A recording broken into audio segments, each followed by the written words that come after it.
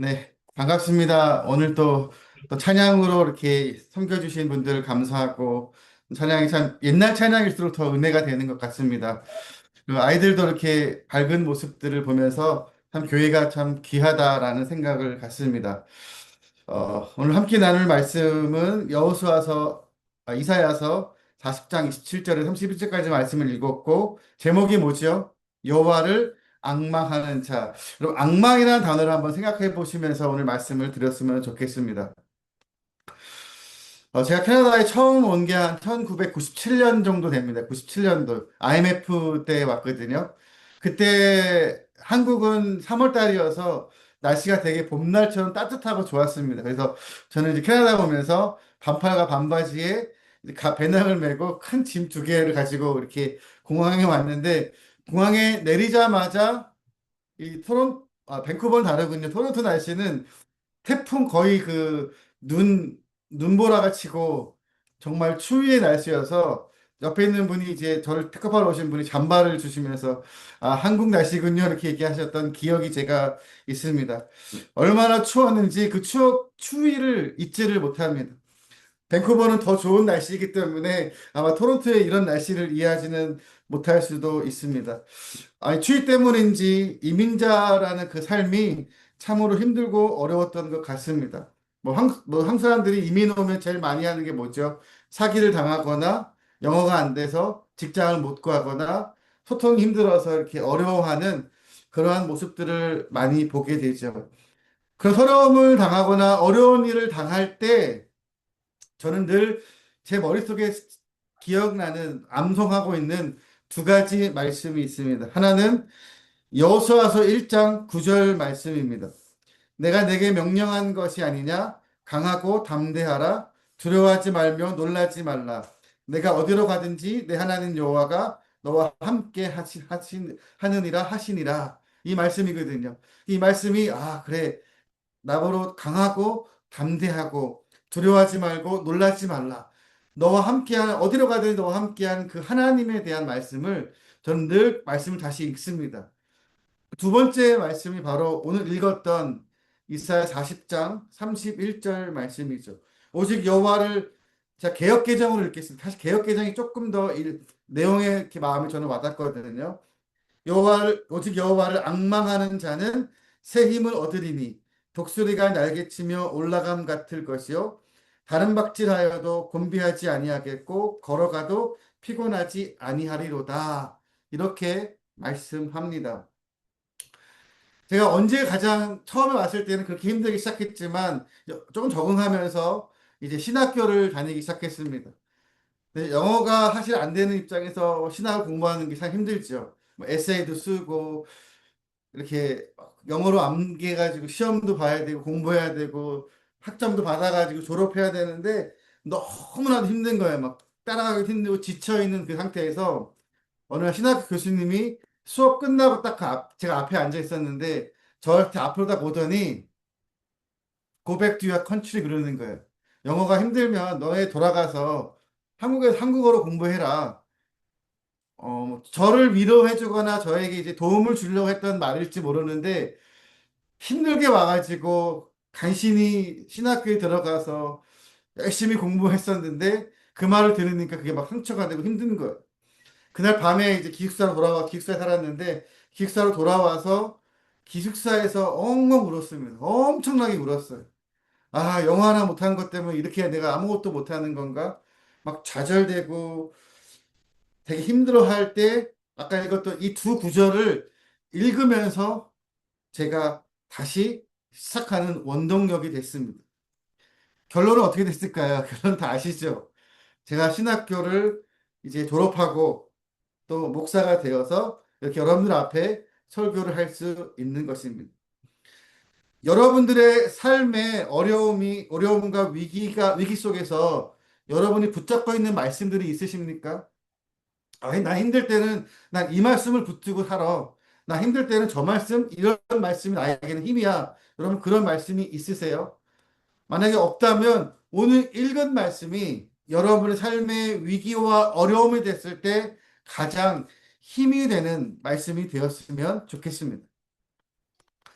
우리 인생에는 세 가지 인생을 경험하게 되죠. 세 가지 인생을 꼭 경험하게 됩니다. 첫째는요, 실패하는 것입니다. 실패. 즉, 넘어지고, 자빠지고, 쓰러지는 인생을 말하는 것이죠. 두 번째는 뭐죠? 성공한 인생을 말합니다. 성공했다는 것은 실패보다는 조금 나은 것을 말하고 좀 더 행복한 사람이라고 말할 수 있습니다. 근데 세 번째가 중요해요. 세 번째는 뭐죠? 실패해도 다시 일어나는 인생, 일어서는 인생을 말합니다. 인생이란 늘 성공할 수 없습니다. 반대로 실패만도 할 수 없죠. 실패했다가도 성공하고 성공했다가도 실패하는 것이 우리의 인생입니다. 근데 오늘 읽었던 이제 말씀, 이사야서의 말씀을 보면서 이사야 말씀 때 이스라엘 백성들이 어떻게 실패하고 다시 일어서고 다시 이스라엘을 세우는가. 오늘 그 부분들을 말씀을 통해서 함께 배우고 우리 함께 나누려고 합니다. 약 700년, 주전 700년 전에 이제 남유다가 있습니다. 남유다라는 말은 북이스라엘은 벌써 아수르에 멸망했다는 말이죠. 남유다만 남은 상황인데 이 남유다도 주변 강대국에 의해서 침략을 당합니다. 가장 어려운 상황이었고 힘든 상황이었는데 결국 어떻게 되죠? 남유다도 멸망하게 되죠. 이사야서를 보면 이사야서 1장부터 39장까지는요. 죄에 대한 심판과 경고 이런 메시지예요. 근데 이사야 40장부터는 하나님이 위로해 주십니다. 제가 진단 설교 중에 이사야 43장을 설교했었는데 그때 제목이 하나님의 힘은 사랑입니다. 이런 제목이었거든요. 하나님의 힘이 사랑이라는 말은 그 사랑으로 뭐 하는 거예요? 위로해 주기 위해서 하신 메시지인 것이죠. 이사야 40장부터 이스라엘 백성에게 주신 하나님의 그 위로는 뭐예요? 하나님의 마음을 이사야를 통해서 이스라엘 백성들에게 전달하는 것입니다. 왜 망했죠? 누구 때문에 망했습니까?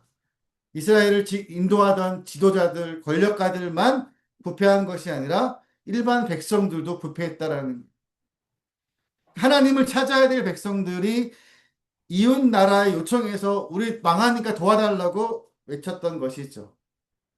그러나 결국 남유다도 무너지게 됩니다. 자, 이제 오늘 말씀 이제 통해서 세 가지 인생을 통해 하나님이 무엇을 하시는가.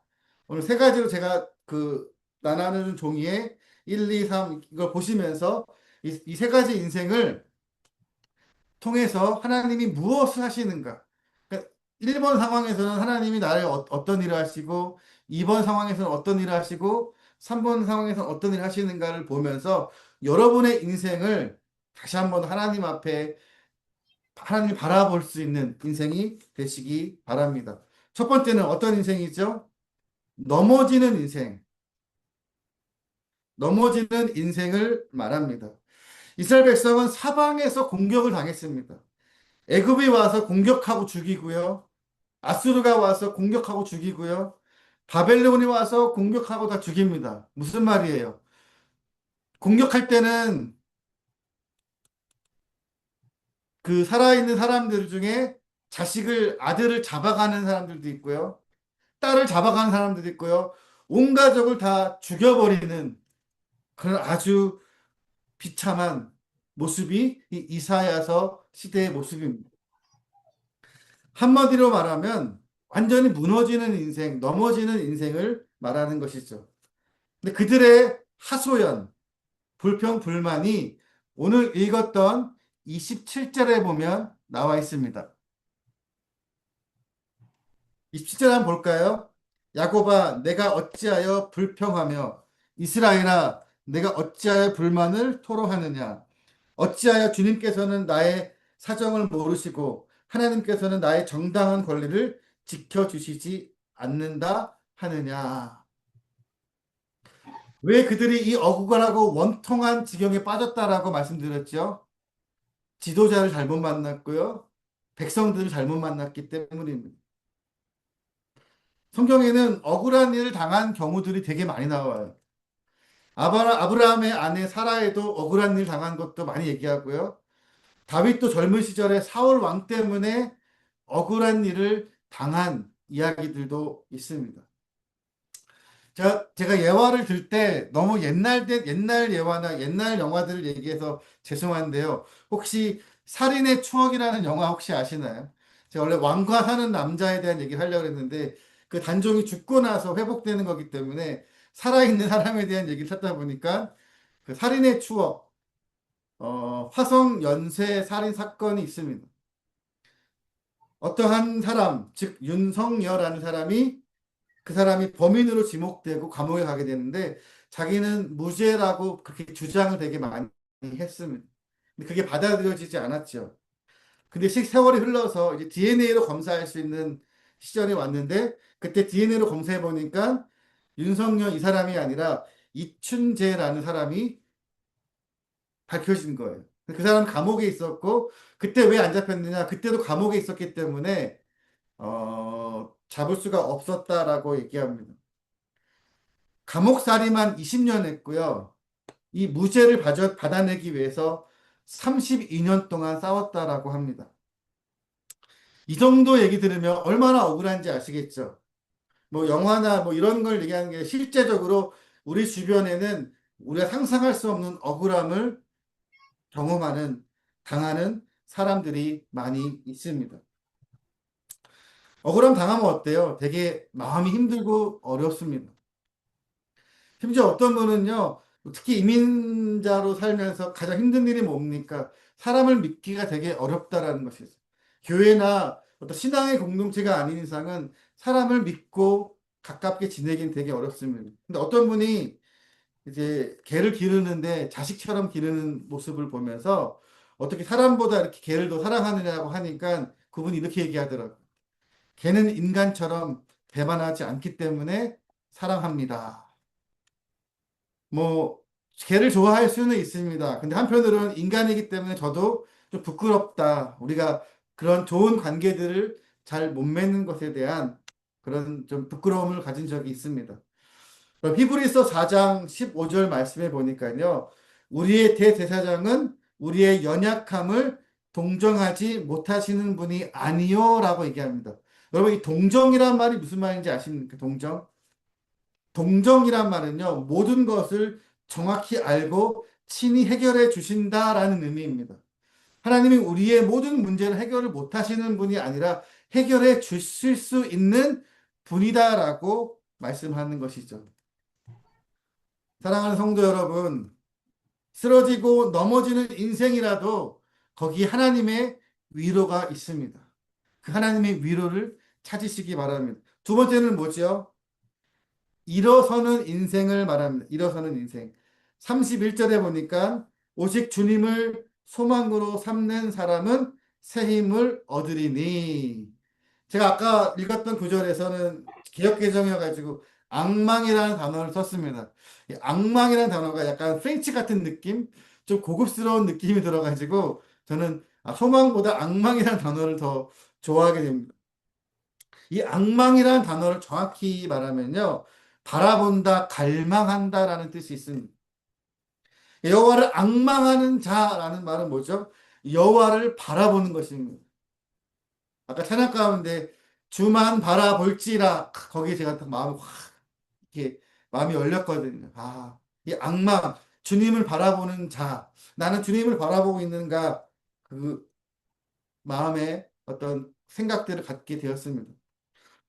요즘은 차들이 정말 다양하게 많이 나옵니다. 전기차도 그렇고, 하이브리드도 그렇고, 내연차도 그렇고, 수소차. 정말 많은 차들이 다양하게 디자인도 뭐 화려하게 많은 펑션, 기능들. 어, 제가 그 밴쿠버 갔을 때 장로님 차를 탔는데 이 차 앞에가 얼마나 화려한지 많은 기능들을 보면서 되게 놀랐습니다. 이렇게 기능이 많구나. 근데요, 그 차에 에너지가 없으면 어떻게 되죠? 기름을 넣는 차에 기름이 없으면 그 펑션들은요, 아무것도 할 수 없습니다. 최첨단 기능 가지고 있는 뭐 테슬라, 전기차로 가는 아무리 뭔가를 다 가져와도 전기에 대한 에너지가 없으면 자동차의 많은 기능을 제대로 발휘할 수 없게 되는 것이죠. 여러분, 쓰러진 인생, 오늘 말씀이 뭐라고 나오죠? 오직 주님을 소망으로 삼는 사람은 무엇을 얻는다라고 말씀합니까? 새 힘을 얻는다라고 말씀합니다. 누가 우리에게 새 힘을 줍니까? 자동차의 원동력은 기름이나 에너지, 전기입니다. 그럼 우리 그리스도인의 원동력은 누구입니까? 누구죠? 하나님이에요. 그 하나님을 믿는 사람은요, 일어서는 인생입니다. 왜냐하면 하나님이 우리에게 뭐죠? 늘 새 힘을 주시기 때문입니다. 믿으십니까? 28절과 29절, 하나님이 어떠한 분인가에 대한 말씀하거든요. 여러분, 나라도 종이 한번 보십시오. 제가 읽어드릴게요. 제가 읽는 구절이 조금 다르게 읽을 수 있는데, 더 정확하게 제가 표현할 수 있습니다. 영원하신 하나님, 땅끝까지 창조하신 하나님, 피곤을 느끼지 않으시는 하나님, 지칠 줄 모르는 하나님, 지혜가 무궁하신 하나님, 피곤한 자에게 힘을 주신 하나님, 기운을 잃은 사람에게 기력을 주시는 하나님. 하나님이 어떤 분이시죠? 우리에게 새 힘을 주신다라는 게 얼마나 이 말씀 안에 고백되어집니까? 하나님은 쓰러져가는 우리의 인생도 어떻게 이렇게 세우셨죠? 예수 그리스도를 보내주셨잖아요. 예수 그리스도 이 땅에 보내주심으로 예수 그리스도를 통해서 뭐예요? 우리가 구원이라는 새 힘을 얻었습니다. 성경에 보면 누워서 지내는 사람 이야기가 몇 군데 나오거든요. 한 중풍병자가 일어나지 못합니다. 움직일 수가 없으니까 네 사람이 그 침대 같은 거를 눕혀서 그걸 들고 오죠. 근데 예수님이 사람이 너무 많으니까 도저히 예수님 갈 수가 없습니다. 어떻게 했죠? 그 중풍병자를 그 침대를 들고 2층으로 올라가서 2층에서 가운데 구멍을 뚫고 2층에 예수님이 있는 곳으로 내려서 예수님을 만나게 해줍니다. 그때 누가복음 5장 24절에 보면요. 내 침상을 가지고 집으로 가라라고 예수님 명령합니다. 누워서 지낸 자가 이제 그때 어떻게 하죠? 일어나서 집으로 가는 것이죠. 그러면서 하나님 앞에 영광 돌리고 가는 모습을 누가복음에서 말씀하고 있습니다. 회당장 야이로의 딸이 거의 다 죽어갑니다. 회당 회당장이 예수님께 나와가지고 예수님 우리 딸 좀 살려주십시오. 무릎 꿇고 간청합니다. 예수님이 오는 동안 그 딸이 벌써 죽었어요. 사늘해지는 그 아이 시체를 보면서 손을 잡고 예수님이 뭐라고 외치죠? 달리다 굼 일어나라 이렇게 얘기합니다. 소녀야 일어나라라는 뜻이죠. 달리다 굼은. 그가 일어나서 어떻게 되죠? 음식을 먹고 정상적인 삶을 살아갑니다. 그러면 일어서는 인생은 무엇을 의미합니까? 일어서는 인생은 뭐죠? 사람 노릇하고 사는 거예요. 누군가를 의지할 수밖에 없는 인생, 뭐 중풍병이든 안진뱅이든 이러한 인생에서 스스로 살아가는 인생을 말합니다. 우리를 일으키게 하는 새 힘은 하나님이십니다. 여러분 어렵고 힘들고 좌절될 때 하나님을 붙잡으십시오. 하나님이 주시는 새 힘을 얻으십시오. 그 방법은 하나님 앞에 붙들려 사는 삶입니다. 하나님의 손을 붙잡으시는 여러분 되시기를 바랍니다. 세 번째 뭐죠? 세 번째는 뭐라고 할까요? 첫 번째, 넘어지는 인생. 두 번째, 일어나는 인생. 세 번째는요, 날개치며 올라가는 인생을 말합니다. 31절에 보니까 독수리가, 독수리가 날개치며 솟아오르듯 올라갈 것이요. 뛰어도 지치지 않으며 걸어도 피곤하지 않을 것이다. 라고 말씀합니다. 동물이 하나 나오죠. 어떤 동물이 나오죠? 독수리가 나옵니다. 여러분, 독수리는요, 날아가는 새 중에 유일하게 태양을 바라보면서 하늘을 올라가는 새예요. 하늘을 직접 그 해를 바라보면서 올라간다는 말은, 독수리가 날개를 치며 솟아오르듯 그 장면이 얼마나 위대하고 멋있는지 모릅니다. 이사야는 당시 힘들고 어려운 이스라엘 백성들에게 하나님이 너에게 새 힘을 주실 거야 라는 것만 얘기하는 것이 아니라 다시 뭐예요? 독수리처럼 날아오를 거야. 그게 무슨 말이죠? 노예로 있는 사람들에게 너희가 다시 이제 하나님께서 풀려줘 다시 이스라엘로 돌아가서 성전을 다시 건축할 거야. 이런 의미들을 담고 있는 거예요. 다시 이스라엘이라는 나라가 세워지는 것입니다. 그 당시에는요, 상상할 수 없는 일이에요. 우리는 일어나는 것에만 만족하는 것이 아니라 날아오르는 것까지 하나님을 의지하고 소망을 품고 살아야 됩니다. 왜 그렇습니까? 그 새 힘을 하나님이 우리에게 주시기 때문이죠. 그래서 우리는 강한 힘이 있습니다. 영국의 경제학자인 존 스튜어가요, 이렇게 말합니다. 이해관계로 모인 99명보다 한 사람의 신앙인이 강하다. 왜 신앙인이 강한지 아십니까?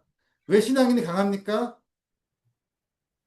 그가 믿는 하나님이 강하기 때문이에요. 여러분의 믿는 하나님이 강한 분이시기 때문에 여러분이 일어나는 것뿐만 아니라 다시 뭐예요? 독수리 날개치며 올라가듯이 저 하늘로 올라간다라는 것이죠. 즉 날개치며 올라간 사람은요.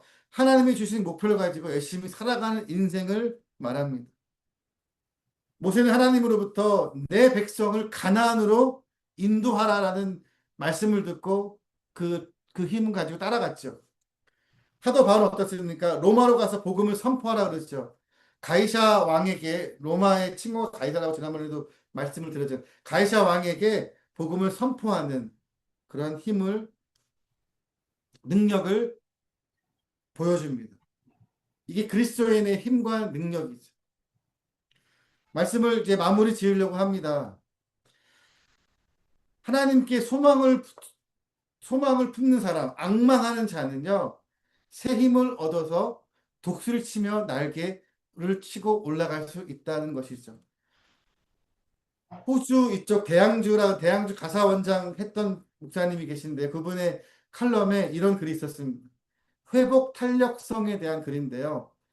회복 탄력성이란 밑바닥까지 떨어져도 꿋꿋하게 다시 튀어오르는 능력을 말합니다. 그분의 칼럼에 이렇게 얘기합니다. 나무가 있죠. 나무를 공처럼 만듭니다. 땅에 튀기면 튀어지나요? 거의 잘 튀지지 못합니다. 거의 조금 올라오다가 바닥으로 다 그냥 멈추죠. 유리 어떻습니까? 유리를 땅에 튀기면 튀어 올라가나요? 유리를 땅에 치면 깨져버립니다. 그러나 탄성이 강한 농구공을 바닥에 치면 어떻게 되죠? 그 공이 치고 올라가죠. 제가 농구를 못하는데 공을 모르고 그냥 탁 튀었는데 이게 올라오면서 제 얼굴을 탁 맞히는 바람에 제가 막 여기 얼굴이 약간 피멍처럼 분 적이 있거든요. 그게 확 튀어 올라올지는 몰랐습니다. 그게 탄력성이라는 거예요. 여러분은 인생 가운데 무엇 때문에 쓰러지십니까? 물질입니까? 인간 관계입니까? 건강입니까? 그럴 때 하나님을 붙잡으시고 그 쓰러짐 속에서 주님께 새 힘을 얻어서 일어난 것뿐만 아니라 독수리 날개치며 올라갈 수 있어야 할 것입니다. 우리 그리스도인의 신앙의 회복 탄력성이 필요합니다. 마지막으로 오늘 나와 있는 종이 맨 밑에 보면 약간 기도가 중심이긴 하지만 오늘 메시지와 많이 연관이 있어서 제가 거기다 이렇게 적어놨습니다. 여러분 이거 보면서 날 제가 먼저 읽을게요. 독수리가 날개를 펴지 않을 때 기도는 무거운 짐입니다. 그러나 독수리가 날개를 펴고 창공을 날 때 기도는 특권이 될 것입니다. 기도뿐만이 아니라요. 독수리가 날개를 펴지 않는 그 상태에 그건 다 짐뿐 아니라 무거움이에요. 그 날개를 들고 다니는 게 얼마나 무겁겠습니까? 근데 하늘을 날아 오르면 뭐예요? 떨어지면서 그 날개를 펴잖아요. 피면서 독수리는 날아오릅니다. 그리스도의 힘과 능력을 의지하는 사람의 삶의 모습일 것입니다. 개인뿐만 아니라 교회도 마찬가지예요. 마라나타 교회도 많이 지금 힘들고 어렵지만 넘어지는 인생, 넘어지는 교회만 되진 않습니다. 하나님이 일으켜 세워주시고 독수리가 날개치며 올라가듯이 이 교회도 하나님께서 쓰시는 날이 있을 것입니다. 그걸 통해서 뭐예요? 여러분들이 그날을 위해 기도하고 준비하시는 그 여호와를 앙망하는 자의 삶의 모습입니다. 우리 옆 사람에게 여호와를 앙망합시다. 좀 애교스러운 표현이긴 하지만 여호와를 앙망합시다. 하나님께 소망을 두며 살아가는 여러분들이 되시기 바랍니다. 제가 좋아하는 찬양 1절만 부르고 오늘 말씀을 마치려고 합니다. 주 여호와를 앙망하는 자 새 힘을 얻으리로다. 독수리 같이 날개를 치며 높이 높이 푸른 하늘 나르네. 뛰어가도 고단치 않고 걸어가도 피곤치 않네. 기도하겠습니다. 하나님 아버지, 이 시간에 말씀을 통해 저희들에게 위로와 소망의 말씀을 주심에 감사를 드립니다. 저희들이 때로는 좌절하고 절망할 때가 있습니다. 그럴 때마다 주님의 손을 붙잡고 일어서는 삶, 일어서는 인생이 되게 하여 주시옵소서. 하나님 아버지, 저희들에게 반석과 같은 믿음을 주셔서 샘을 얻게 해 주시고 독수리처럼 날개치며 위로 올라가는 삶을 살아가는 우리의 모습 되게 도와주시옵소서. 예수님의 이름으로 기도합니다. 아멘.